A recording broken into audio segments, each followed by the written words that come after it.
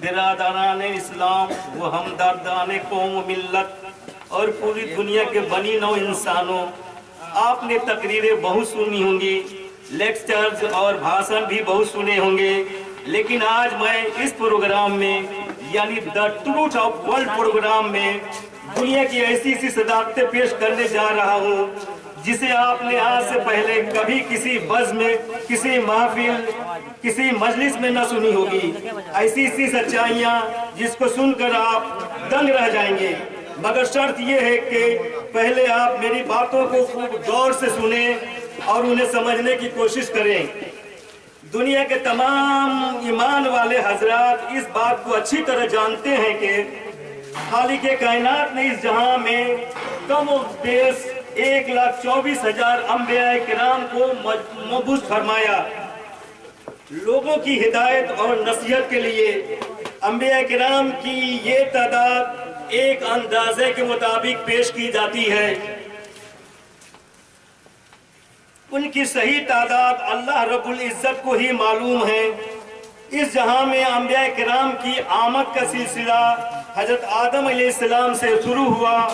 اور ہمارے پیارے آقا جناب محمد الرسول اللہ صلی اللہ علیہ وسلم پر آ کر ختم ہوا۔ اس لیے آپ صلی اللہ علیہ وسلم کو خاتم النبیین کہا جاتا ہے۔ خالق کائنات نے دنیا کی تمام قوموں میں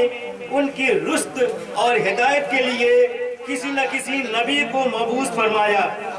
یعنی اس جہاں میں جتنے بھی انبیاء کرام تشریف لائے ان کا رشتہ دنیا کے کسی نہ کسی قوم سے ضرور ہے، مگر ہمارے پیارے آقا جناب محمد الرسول اللہ صلی اللہ علیہ وسلم کا ناطہ دنیا کی تمام قوموں سے ہے۔ یعنی اللہ رب العزت نے آپ صلی اللہ علیہ وسلم کو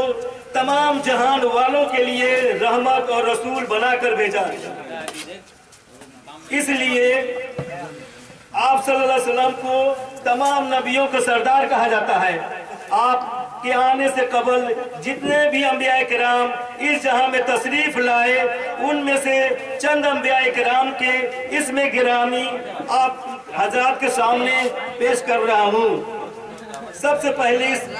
دنیا میں حضرت آدم علیہ السلام تشریف لائے، ان کے بعد حضرت عیسیٰ علیہ السلام، حضرت ادریس علیہ السلام، حضرت نوح علیہ السلام، حضرت ہود علیہ السلام، حضرت صالح علیہ السلام، حضرت ابراہیم علیہ السلام، حضرت اسماعیل علیہ السلام، حضرت اسحاق علیہ السلام، حضرت یعقوب علیہ السلام، حضرت یوسف علیہ السلام، حضرت یونس علیہ السلام، حضرت ایوب علیہ السلام، حضرت داؤد علیہ السلام، حضرت سلیمان علیہ السلام، حضرت شعیب علیہ السلام، حضرت ہارون علیہ السلام، حضرت موسیٰ علیہ السلام سے لے کر حضرت عیسیٰ علیہ السلام تک۔ اب یہاں سمجھنے کی بات یہ ہے کہ ہم دنیا کے تمام انبیاء کرام کی اسماء گرامی کے ساتھ علیہ السلام لگاتے ہیں، یعنی اللہ تبارک و تعالیٰ کی آپ پر سلامتی ہو۔ لیکن جب ہمارے پیارے آقا جناب محمد الرسول اللہ صلی اللہ علیہ وسلم کا نام نامی اس میں گرامی آتا ہے تو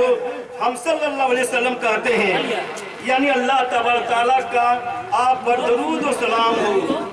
یہ واضح فرق آپ صلی اللہ علیہ وسلم کو دنیا کے تمام انبیاء کرام کے جو یہ ثابت کرتا ہے،